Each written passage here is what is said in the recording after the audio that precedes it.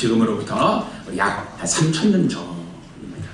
그때부터 인류 역사상 가장 지혜로운 왕으로 평가받는 한 왕이 이제 활동을 하게 됩니다. 이 사람처럼 지혜와 영화를 누린 임금은 전에도 없었고 오늘까지도 없었고 앞으로도 없을 것이라고 그렇게 세상도 알고 있고 성경에서도 기록을 합니다. 누구일까요? 이스라엘의 왕 솔로몬입니다. 열왕기상 4장 32절 한번 보시겠습니다. 32절 33절입니다. 그가 잠언 3,000가지를 말하였고 그의 노래는 1,005편이며 그가 또 초목에 대하여 말하되 레바논의 백향목으로부터 담에 나는 우슬초까지 하고 그가 또 짐승과 새와 기어다니는 것과 물고기에 대하여 말한지라. 그가 또 34절 33절 맞습니다. 자, 그는 구약 성경에서 잠언서를 비롯하여 우리가 읽었던 32절 앞부분 이렇게 보시면 300가지가 되는 지혜의 글을 말했다고 합니다. 또 이 아가서를 비롯한 우리가 아는 구약성의 아가서를 비롯한 1,005편의 노래도 지었습니다. 그뿐만이 아닙니다. 식물, 동물에 관한 지혜도 그는 소유했습니다. 레바논 오늘날 지도상 표기로 여기가 이제 시리아 지역, 조금 시끄러운데 시리아 지역인데 거기에 있는 백향목으로부터 벽에 붙어 사는 우슬초에 이르기까지 모든 초목에 대해서도 이 사람은 논할 수 있었다고 합니다. 거기다가 짐승과 하늘을 나는 새와 기어다니는 것과 바닷속 물고기를 두고서도 가릴 것 없이 뭐 하나 가릴 것 없이 말할 수 있었다. 그렇게 기록을 합니다. 대단한 사람이죠. 근데 우리가 이런 솔로몬을 향해 궁금해하는 것은 이제 다음과 같습니다. 이런 지혜자는 그럼 하나님을 만날 때, 하나님의 도우심을 구할 때, 하나님께 기도를 할 때 뭐 특별한 방법이 있었을까요? 이런 사람들은 어떻게 기도를 했을까요? 지혜자 솔로몬은 하나님께 사랑을 받고 하나님을 찾는 데 있어 뭔가 더 특별한 자신만의 노하우가 있었을까요? 그것이 오늘 우리가 풀어야 될 질문입니다. 솔로몬은 하나님을 만나는 신앙에 대해서 자기의 평생을 두고 다음과 같은 신앙으로 고백을 합니다. 잠언 8장 17절입니다. 우리 구절 함께 한번 읽어보실까요? 그래서 그녀 보시고 함께 읽겠습니다. 시작. 나를 사랑하는 자들이 나의 사랑을 입으며 나를 간절히 찾는 자가 나를 만날 것이니라. 아멘. 이게 그 지혜자가 하나님을 만나고 하나님께 은혜를 받는 그의 고백입니다. 나는 이렇게 살았습니다. 내가 지혜가 필요할 때는 이렇게 하나님께 지혜를 구했고 우리의 자녀들, 또 우리의 가족, 우리 아버지 다윗, 또 내가 감당해야 될 신앙의 공동체를 위해 기도할 때도 이렇게 간절히 찾으며 기도할 때 하나님은 나를 만나주셨습니다. 그렇게 얘기를 합니다.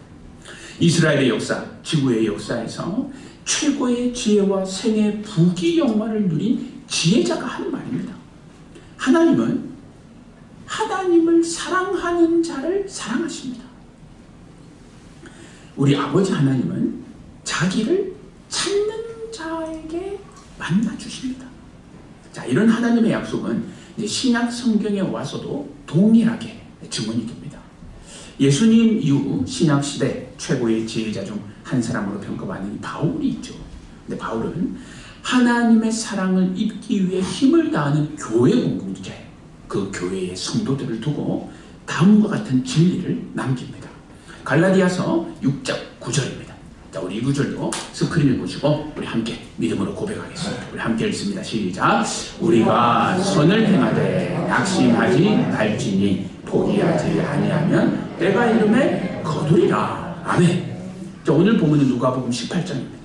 힘없는 과부, 불의한 재판관, 자기가 뭘 하든 자기가 의롭다고 믿는 바리새인, 늘 나는 죄인입니다 라는 죄의식에 쩔어 사는 세리, 이런 여러 사람이 본문에는 등장합니다. 그들 보니까 성별이 다릅니다. 사회적 지위가 다르고요. 하나님 신앙이 다릅니다. 어떤 면에서 이들은 공통점이라고는 하나도 없습니다. 그런데 성경은 지금 이 각기 다른 이 다양한 사람들을 적어놓고 한 가지 메시지를 전하고 있습니다. 그 메시지는 다음과 같습니다. 가진 성별이 다르고 연령이 다르고 사회적 지위와 위치와 생각이 달라도 하나님을 사랑하는 자가 하나님의 사랑을 입고 하나님을 찾는 자가 하나님을 만날 것이라는 진리입니다. 세상의 어떤 부귀영화를 누리는 자도 하나님의 사랑을 입으려면 하나님을 사랑해야 합니다. 어떤 사람, 어떤 현장에서 무슨 일을 하고 지나면 어떤 신앙의 형태를 가진 사람이라 할지라도 하나님을 만나려면 하나님을 찾아야 합니다. 자, 그럼 이 말씀이 이제 좀 어떤 의미인지 살펴봐야 합니다. 신앙 중에 우리가 힘들고 지칠 때가 있습니다. 때로는 근심에 짓누르기도 하고 낙심할 수도 있습니다. 그런데 여러분, 너무 걱정만 하지 마십시오. 좀 다른 방법으로 풀려고 해야 됩니다. 그게 당장 해결이 되든 안 되든 여러분, 이게 중요한 게 아니고 평소 내 삶의 자세가 중요하지 않겠습니까? 뭔가 해결해야 될 문제를 만났으면 그것을 바른 방법으로 풀어가려고 힘을 써야 합니다. 여러분, 그게 신앙입니다. 내가 성경을 잘 알고 기도를 하고, 여러분 그것도 좋지만 더 중요한 것은 내가 당한 문제 앞에서 하나님이 원하시는 방법으로 하나님을 찾느냐, 여러분 이겁니다. 자, 그러면 하나님께서 자기를 찾는 자에게 베푸시는 은혜가 있습니다. 찾는 자에게 어떤 은혜를 베푸실까요? 찾는 자는 좀 다를 수 있잖아요. 주시는 은혜도 다르겠죠. 그걸 살펴봅니다. 자, 하나님은 찾는 자에게 어떤 은혜를 베푸시느냐. 자, 첫째, 하나님은 자녀에게는 자녀들이 두드리고 하나님을 찾으면 반드시 정의로, 하나님의 정의로 그를 만나주십니다. 사랑하십니다. 1절입니다. 예수께서 그들에게 항상 기도하고 낙심하지 말아야 할 것을 비유로 말씀하여, 하나님은 의로우신 분입니다. 정확한 저율수를 가지고 계십니다. 우리의 신앙과 삶을, 현장을, 노력을 딱 재어보십니다. 그리고 얘는 한쪽으로 기우는 법이 없습니다. 하나님은 항상 정확합니다. 근데 그 정확한 것이 어떻게 나타나느냐? 반드시 선택한 백성들, 하나님 자녀의 모든 삶과 신앙의 노력에 정의로움으로 보답하십니다.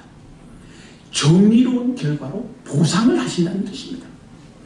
물론 우리가 하나님께 바라는 보상이 무엇이냐는 또 깊이 고민해야 될 문제입니다.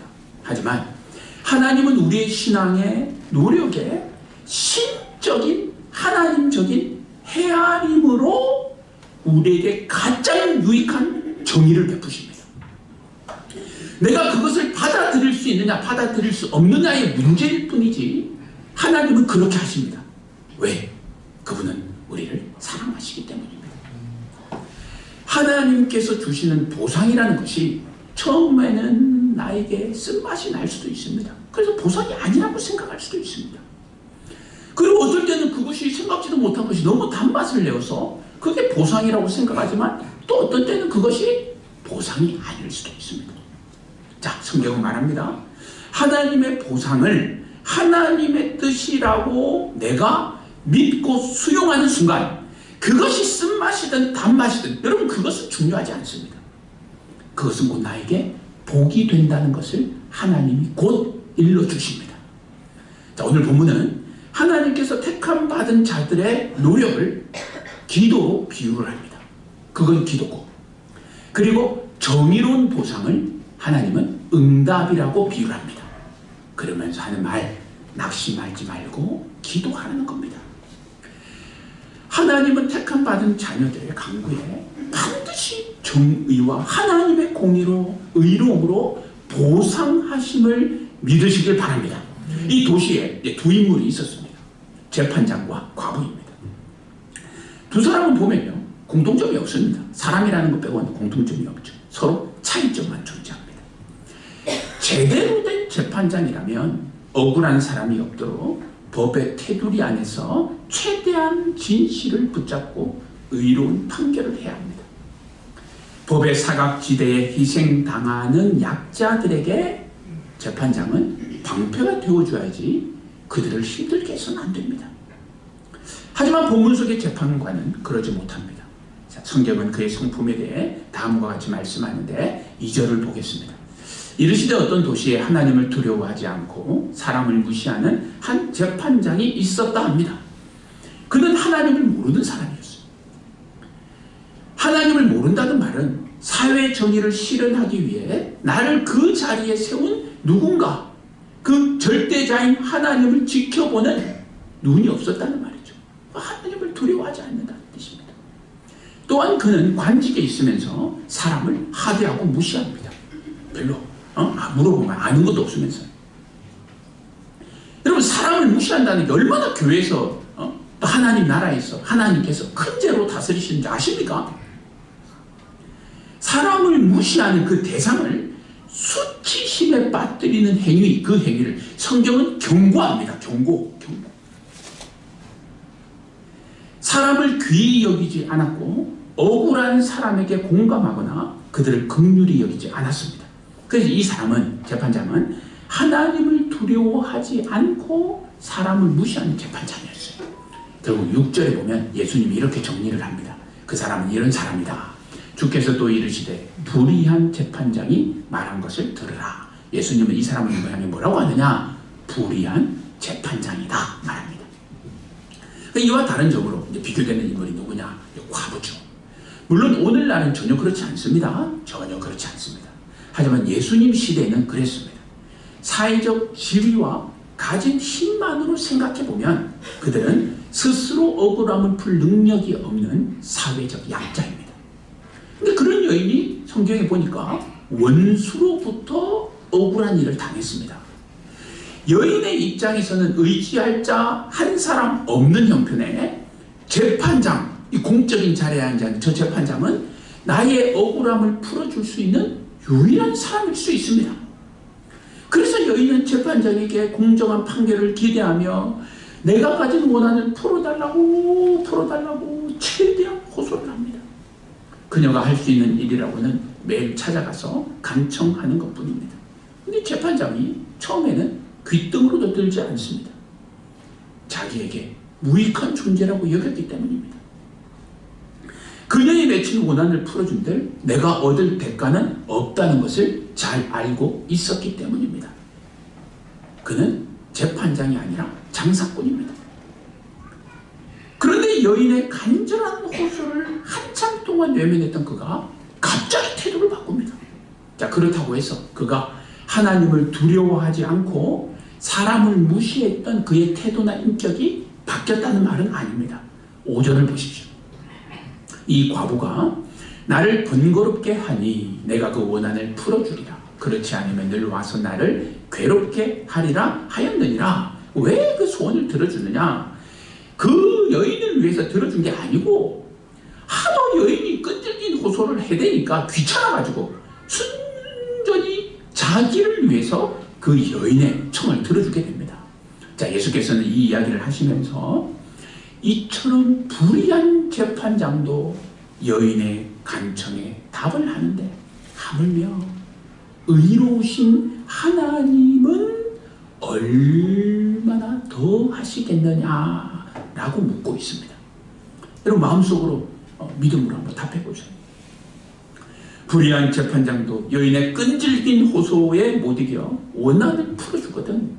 우리의 창조주, 우리를 위해 죽기까지 사랑하신 하나님 아버지는 우리에게 어떻게 하실 것 같습니까? 우리는 본문의 내용을 그렇게 받아들일 때가 있습니다. 여인의 끈질긴 간청이 결국 응답받았다 여깁니다. 물론 옳습니다. 하지만 성경은 여인의 간청, 그 끈질긴 간청을 강조하기에 앞서 그 앞에 전제로 한 가지를 더 강조합니다. 오늘은 요겁니다. 그것은 뭐냐? 하나님과 우리의 관계가 부모와 자식으로서의 인격적인 관계를 맺고 있느냐, 그렇지 않느냐, 이걸 묻습니다. 지금 예수께서는 제자들이 하나님과 얼마나 친밀한 관계 속에서 살아가느냐를 묻고 있는 겁니다. 우리는 하나님의 자녀입니다. 전능하신 하나님께서는 예수 그리스도를 육신으로 보내어 십자가에 죽게 하시고 우리를 살릴 만큼 하나님은 우리를 사랑하십니다. 그 사랑의 관계, 하나님 편에서 맺어져서 절대 끊어지거나 절대 변할 수 없는 그 관계를 다시 한번 확인하면서 신앙하라는 말씀입니다. 로마서 8장 39절입니다. 높음이나 깊음이나 다른 어떤 피조물이라도 우리를 우리 주 그리스도 예수 안에 있는 하나님의 사랑에서 끊을 수 없으리라.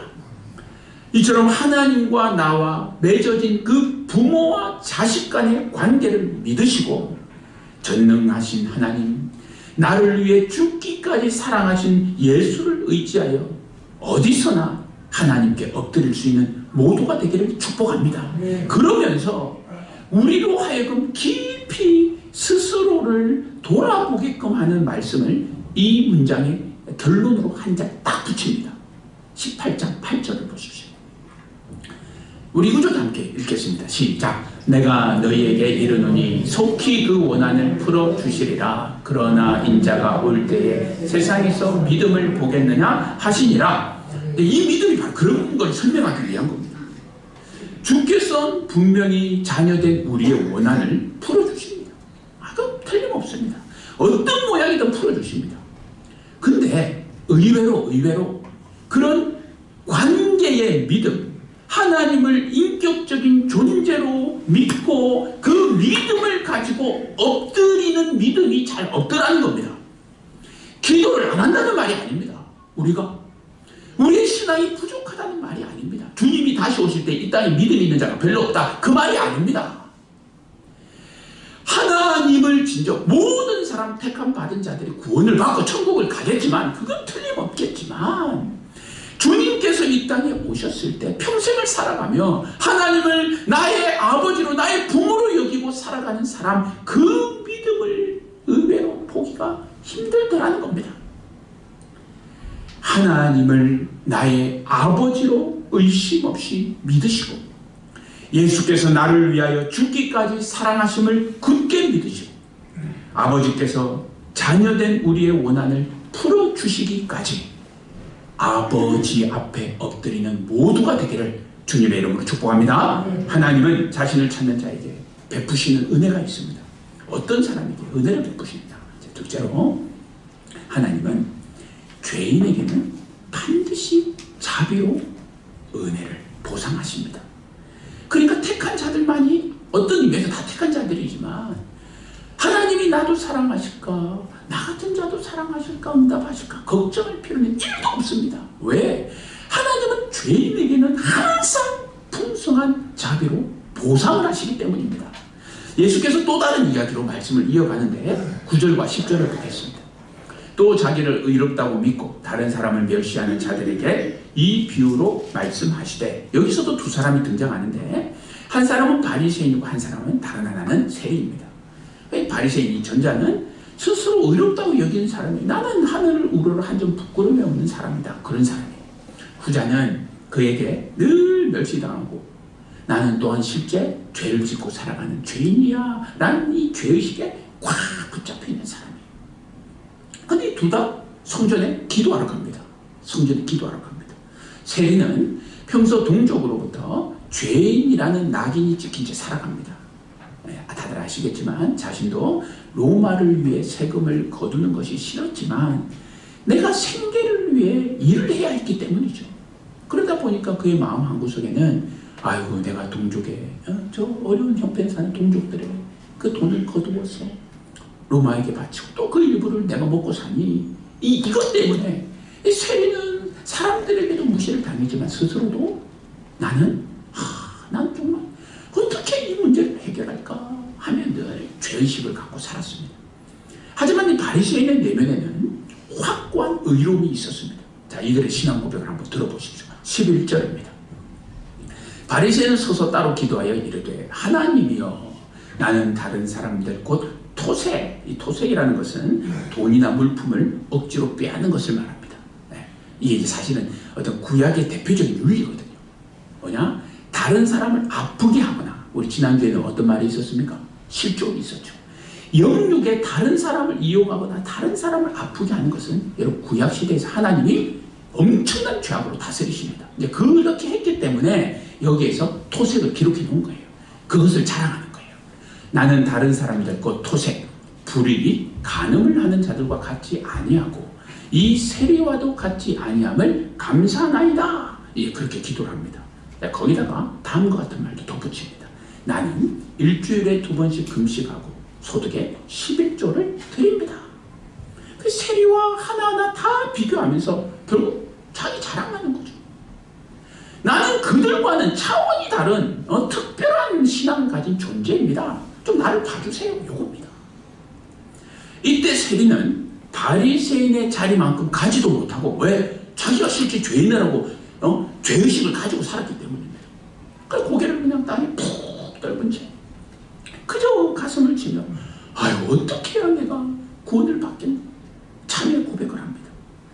바리새인의 의와 비교해도 한참 부족하고 이유가 어찌됐건 하나님 앞에서 내가 신앙이 하나님을 믿는 자로서 동족에게 거둔 세금을 로마에게 바치고 그로 인해 내가 먹고 사니 이 직업에 대한 죄의식도 있었기 때문입니다. 나는 동족의 마음을 아프게 하는 사람이다 라는 이 죄인됨의 수치가 확 그냥 가슴을 누르고 있었죠. 그저 하나님의 긍휼을 구하고만 있습니다. 그런데 이 두 사람을 향해 예수께서 신앙의 판결을 내리십니다. 앞에는 재판장이 판결을 내렸고 여기서는 그들의 신앙을 주님께서 판결을 내리십니다. 자, 14절 한번 보세요. 내가 너에게 이르노니 이에 저 바리새인이 아니고 이 사람이 의롭다 하심을 받고 그의 집으로 내려갔느니라. 무릇 자기를 높이는 자는 낮아지고 자기를 낮추는 자는 높아지리라 하시니라. 바리새인과 세리 그들 중 하나님께 의롭다함을 인정받고 평안 가지고 교회 문 밖을 나간 사람은 누구냐? 바리새인이 아니고 세리였습니다. 자, 이유가 무엇일까요? 뭐 특별한 이유가 없습니다. 하나님은 왜 세리에게 의로운 신앙이라고 그의 신앙을 칭찬하셨을까요? 세리는 동족의 마음을 아프게 하는 죄인이라는 양심의 가책을 있는 그대로 하나님께 드렸기 때문입니다. 거기에 하나님의 긍휼하심을 체험했기 때문입니다. 그와 반대로 바리새인은 자기의 행위를 언급하며 신앙의 의로움을 뽐냈지만 하나님께서 그의 신앙에 대해서는 침묵하십니다. 말을 안 해요. 그럼 답은 알겠죠. 왜 말을 안 하시는지. 주님은 누구든지 찾는 자를 만나주시되 죄인된 내 모습을 고백하고 내 깊은 속마음을 하나님께 드리는 자에게 하나님은 반드시 자비를 베푸십니다. 그의 모든 것을 당장에 바꿀 수는 없지만 내 죄된 모습을 주님 앞에 드리는 순간 그는 영혼이 자유롭게 됩니다. 그리고 하나님은 분명 그의 인생을 책임져 주실 것입니다. 자, 이제 그럼 세 번째. 그럼 예수께서 말씀하시는, 오늘 본문에서 말씀하시는 재판장과 과부, 바리새인과 세리를 보면서 그럼 예수님께서 말씀하시는 하나님께서 의롭다 하심을 너 의로워 라고 인정하는 신앙이란 어떤 것일까? 우리가 인간편에서 성경을 통해서 드러난 것만큼 살펴볼 수 있습니다. 예수께서 말씀하시는 의로운 신앙은 뭘까? 하나님께 의롭다 하심을 인정받는 신앙은 뭘까? 그것을 정리를 합니다. 두 가지인데요. 하나는 구원은 오직 믿음으로 받는다는 신앙입니다. 천국으로 가는 구원도 이 땅을 살면서 당한 모든 문제로부터의 해방되는 구원도 구원은 어떤 것이든 오직 전적인 하나님의 은혜로 내게 주어지는 것이지 나의 편에서 어떤 내 행위나 공로나 어떤 기준의 윤리의 기준에 도달해서 하나님이 주시는 게 아닙니다. 여러분 이게 우리의 신앙 고백이 되어야 됩니다. 그래야 의롭다 함을 받습니다. 우리가 하나님의 구원의 은혜를 받는 데는 단 하나의 조건뿐입니다. 나 같은 죄인도 하나님의 택함으로 인해 하나님의 자녀가 되었다는 사실을 믿는 믿음. 그런 내가 어느 날 하나님의 구원의 방법인 예수 그리스도의 죽으심과 부활을 믿게 된 후 천국으로 가게 된다는 확신을 가진 믿음. 내가 하나님의 자녀가 될 수 있는 이유는 나의 행위나 공로나 어떤 자기 자랑이 하나님의 의의 기준에 충족되어서가 아니라 오직 만세전 창세전에 나를 선택한 하나님에 의해 이루어진 것이라는 믿음. 그 믿음으로 말미암아 우리는 구원을 받습니다. 그런데 이런 믿음을 가졌다는 표가 무엇이냐? 내 삶 속에서 나의 삶을 돌아보며 죄인된 삶을 인정하는 회개한 신앙적인 양심으로 드러난다는 말입니다. 그리고 그런 고백으로 하나님께 죽자 살자 덤비는 사람에게 하나님은 반드시 뭐 하신다? 풀어주신다는 뜻입니다. 하나님께 의롭다함을 받는 믿음, 의롭다함을 받는 신앙 또 하나가 있습니다. 뭐냐? 첫째는 믿음이요, 둘째는 성품입니다. 물론 여기서의 성품이라는 것은 우리의 성품이 아닙니다. 여기서의 성품은 하나님의 성품을 말합니다. 하나님의 성품이 우리를 구원하는 것이지, 여러분 내 삶과 인격과 내 현장의 특별함이 나를 구원하는 게 아닙니다. 하나님의 우리를 향한 영원히 긍휼하신 성품이 우리 모두 죄인된 우리를 구원합니다.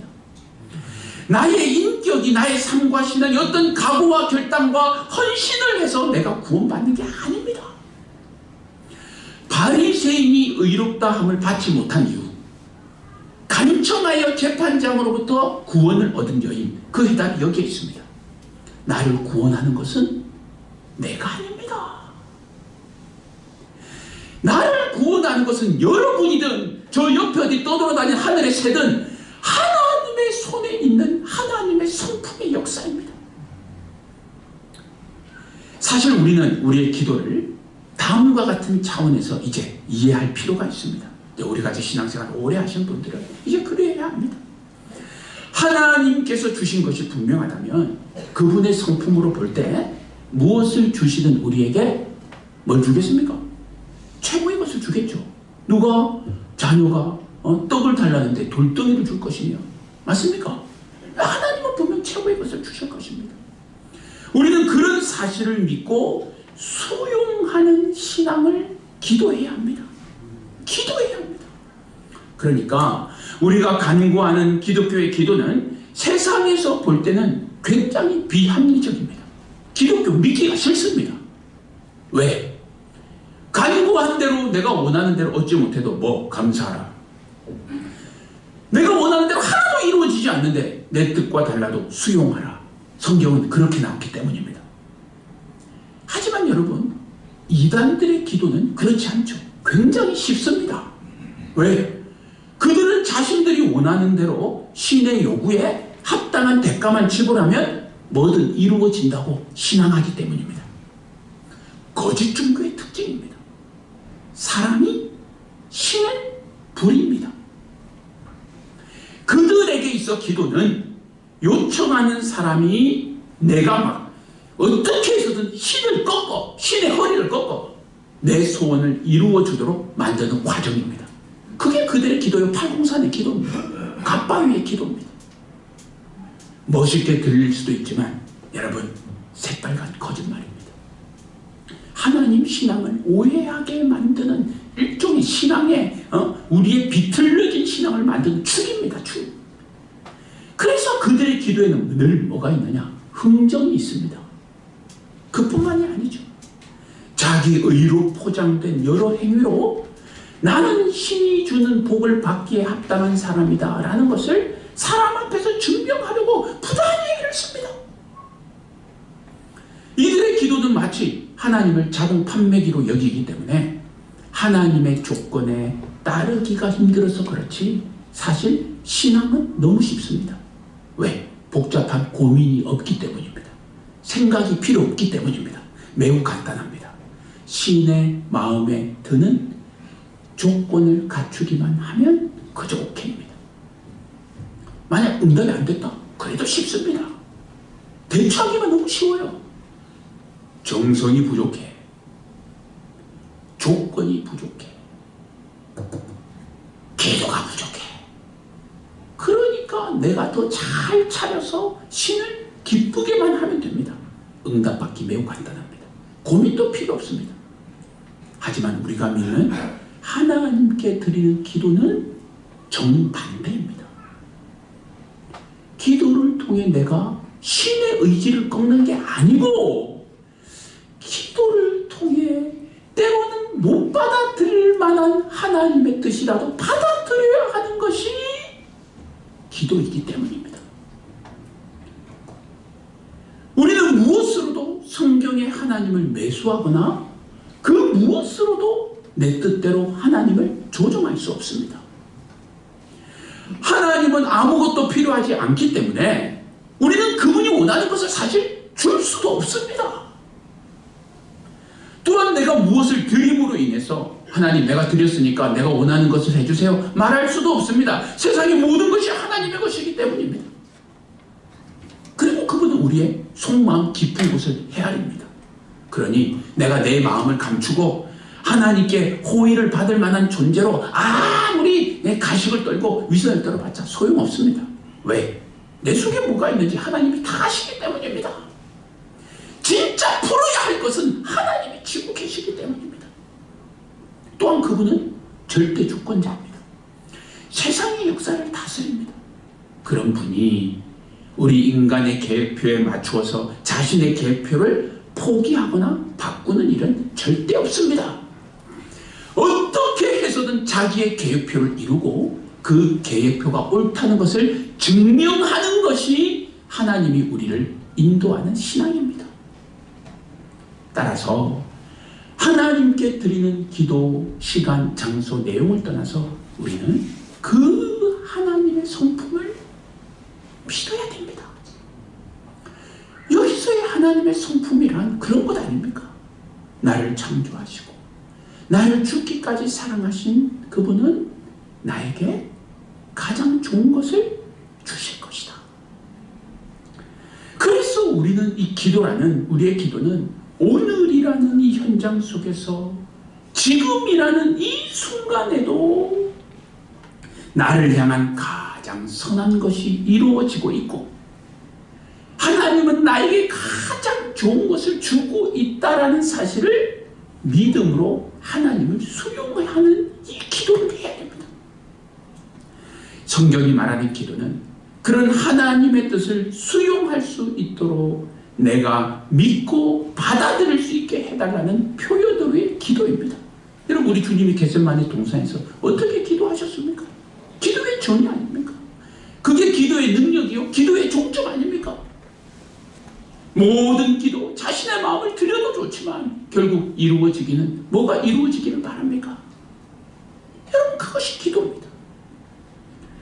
어떤 때는 그러면서 그렇게 수용을 하기 위해 우리에겐 인내가 필요한 거예요. 그것을 수용하기 위해 우리에게는 오래 참음이 필요한 거예요. 결국 우리는 하나님을 수용하는 기도를 통해 그러는 중에 나에게 가장 유익한 하나님이 세웠던 나에게 가장 유익한 복을 가면서 경험하게 되는 겁니다. 그리고 때때로 우리가 수용을 해야 하는데 인간적으로 도무지 납득이 안 됩니다. 그런 환경을 우리가 접할 때가 있죠. 당장 나의 뜻과 생각이 너무 달라서 내가 하나님의 뜻이란 걸 알아도 수용하기가 너무 힘들어요. 여러분 그럴 때는 어떻게 합니까? 솔직히 그동안 어떻게 하셨어요? 성경이 말합니다. 아버지 그래도 그것이 아버지 하나님께서 내게 주시는 가장 유익한 결론으로 가는 길임을 믿습니다. 나로 나의 현장에 대해 인내하게 하시고 엎드리게 하시고 지치지 말게 하시고 낙심하지 말게 하소서. 이렇게 끈질기게 강구하면 결국 하나님의 뜻과 섭리가 우리가 수용하는 중에 하나님이 이루어 가시는 겁니다. 우리는 그 하나님의 성품을 믿는 것입니다. 전능하신 아버지 하나님과 자녀된 관계를 확신하시고 아버지를 찾고 아버지를 만나시기를 바랍니다. 아버지는 분명 보상하십니다. 틀림없습니다. 택한 자에게는 그에게 가장 정의로운 하나님의 정의로 보답할 것이고 죄인이라고 펑펑 우는 자에게는 하나님의 자비로 보상하십니다.